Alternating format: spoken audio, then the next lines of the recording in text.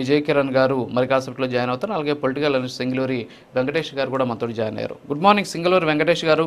So ఓవరాల్గా మనం చూస్తూ ఉన్నాం, ఏంటి ఈ నకిలీ మద్యం మాఫియా ఏంటి? మొన్నటి వరకేమో జే బ్రాండ్స్ అని ప్రచారం ఒక పక్క, ఇప్పుడేమో ఎన్ బ్రాండ్స్ అని ప్రచారం ఒక పక్క. అంతేకాకుండా మొన్నటి దాకా ఏమో మొత్తం అనారోగ్యం పాలైపోయారు జనాలంతా అని చెప్పేసి అందరూ కూడా చెప్పినటువంటి పరిస్థితి. ఇప్పుడు ఈ నకిలీ మద్యం వల్ల చాలామంది అనారోగ్యం పాలయ్యారు అని చెప్పేసి కూడా చెబుతున్న పరిస్థితి. ఎలా చూడొచ్చు అంటారు దీన్ని?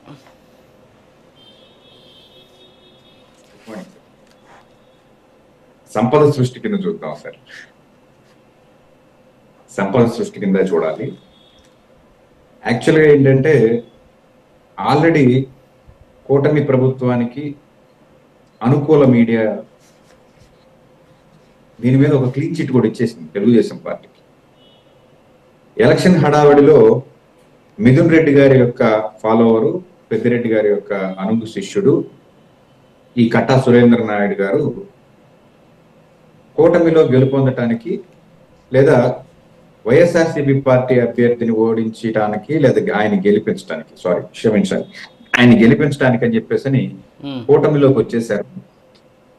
తెలుగుదేశం పార్టీలోకి జాయిన్ అవుతే ఆ వచ్చే రష్ వైఎస్ఆర్సీపీ పార్టీలోంచి తెలుగుదేశం పార్టీలోకి జాయిన్ అయ్యేటువంటి ఈ వరదలా ప్రవహిస్తున్నటువంటి ఈ నాయకత్వం దృష్టిలో చంద్రబాబు నాయుడు గారి కనుసన్నల్లో లేకుండా ఏదో పొరపాటున లేకపోతే గ్రహపాటున వాళ్ళని తీసుకోవడం జరిగింది. తదనంతర కార్యక్రమాల్లో వాళ్ళకి సీట్ ఇవ్వడం జరిగింది. వాళ్ళు కూడా అక్కడ ఉన్నటువంటి స్థానికంగా ఉన్నటువంటి వైఎస్ఆర్సీపీ ఎమ్మెల్యే అభ్యర్థిని గెలిపించడం కోసం తీవ్రంగా కృషి చేశారు. ఈ ఫ్యాక్టరీ ఏదైతే ఉందో ఇది వాళ్ళు కూటమి ప్రభుత్వం మీద మట్టి జల్లటానికో బురద జల్లటానికో పెట్టినటువంటి కార్యక్రమం. ఈరోజు చంద్రబాబు నాయుడు గారికి ఆ విషయం తెలిసి వచ్చింది కాబట్టి వాళ్ళని సస్పెండ్ చేశారని వాళ్ళ అనుకూల మీడియాలో ఆల్రెడీ వాళ్ళు ఒక క్లీన్ చిట్ ఇచ్చుకోవడం జరుగుతుంది. కాబట్టి దీన్ని పెద్దగా చూడాల్సినటువంటి ఆవశ్యకత ఏం లేదు.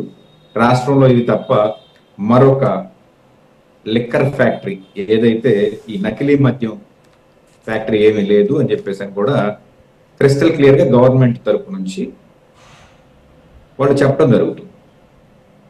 అయితే వాస్తవానికి వచ్చేపాటికి గత 5 సంవత్సరాల పరిపాలనలో సుమారుగా 30,000 మంది ఈ నకిలీ మద్యం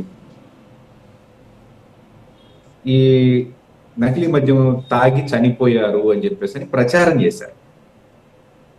ఇది ఎంతవరకు వాస్తవం? కానీ ఏదైనా మంచి కన్నా చెడు ముందు ప్రవహిస్తుంది కదా, అలాగే నిజంగా ప్రభుత్వం నిర్వహిస్తున్నటువంటి వైన్ షాపుల్లో నకిలీ మద్యం, కల్తీ మద్యం వచ్చి ఈ 30,000 మంది చనిపోయారేమో అనేటువంటి ఒక ప్రాపగాండా ఏదైతే ఉందో ఇది సక్సెస్ఫుల్ గా 7-8 న్యూస్ ఛానల్స్ లో 4 పేపర్లలో సర్క్యులేట్ చేయడం జరిగింది.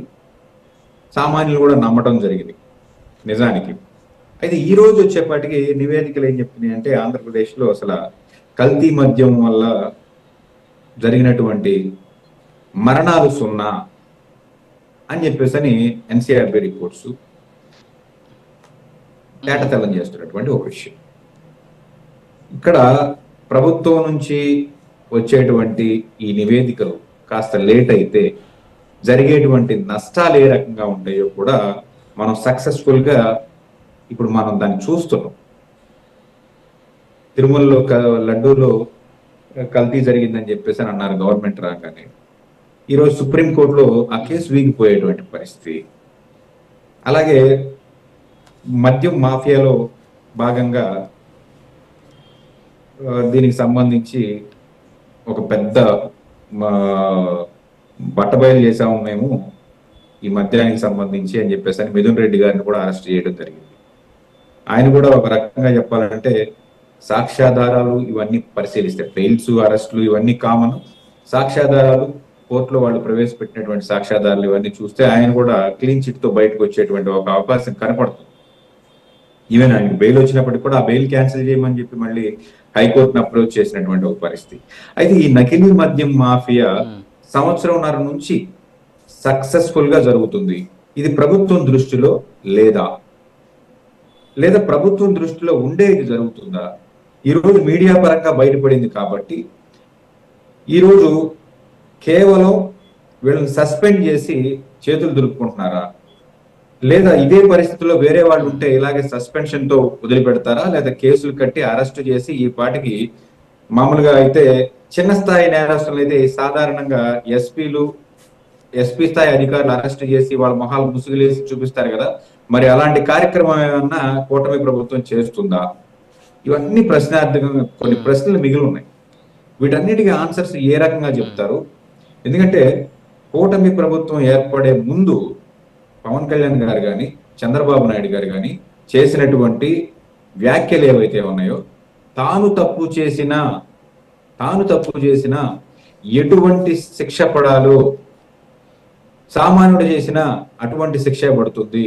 ఇక్కడ పెద్దవాడికి చిన్నవాడికి వ్యత్యాసం ఏమీ లేదు, అందరికీ ఒకే రకమైనటువంటి చట్టాలు అమలు పరచాలి అని చెప్పేసి పవన్ కళ్యాణ్ గారు కూడా చెప్పినటువంటి పరిస్థితి. మరి ఆ కార్యక్రమం ఈరోజు జరుగుతుందా? ఆ కార్యక్రమం ఈరోజు జరిగితే ఈరోజు సస్పెన్షన్స్ తో వదులుతారా? ఇప్పుడు సహజంగా ఎలా ఉంటుంది, వాళ్ళు ఇచ్చారు ప్రెస్ నోట్ లో దీని మీద విచారణ జరుపుతా ఉన్నారు సార్.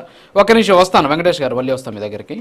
విజయ్ కిరణ్ గారు గుడ్ మార్నింగ్ అండి. సో ఏంటి ఇదంతా కూడా ఏంటి? మొదటి వరకేమో మీది పై చేయిగా ఉంది మద్యంకి సంబంధించినటువంటి ఈ కుంభకోణాలు కావచ్చు, అంతేకాకుండా వీటి అంశంలో. కానీ ఇప్పుడేమో అప్పర్ హ్యాండ్లోకి వచ్చేసినటువంటి పరిస్థితి, అప్పర్ హ్యాండ్ నుంచి డౌన్ ఫాల్ అయినటువంటి పరిస్థితి. ఏంటి అసలు ఇదంతా కూడా? అంటే ఇదంతా కూడా తెలిసి జరుగుతుందా, తెలియకుండా జరుగుతుందా? YSR Congress party already start చేసేసింది. 3,000 కోట్ల రూపాయలు 16 నెలల్లో దోచేశారు నకిలీ ఫేక్ మద్యం ద్వారా అని చెప్పేసి వాళ్ళు ఆల్రెడీ ప్రచారం కూడా స్టార్ట్ చేసేసినటువంటి పరిస్థితి.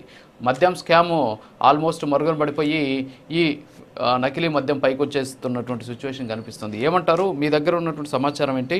మరి ఇప్పుడు వెంకటేష్ గారు కొన్ని ప్రశ్నలు అడిగారు, ఏంటి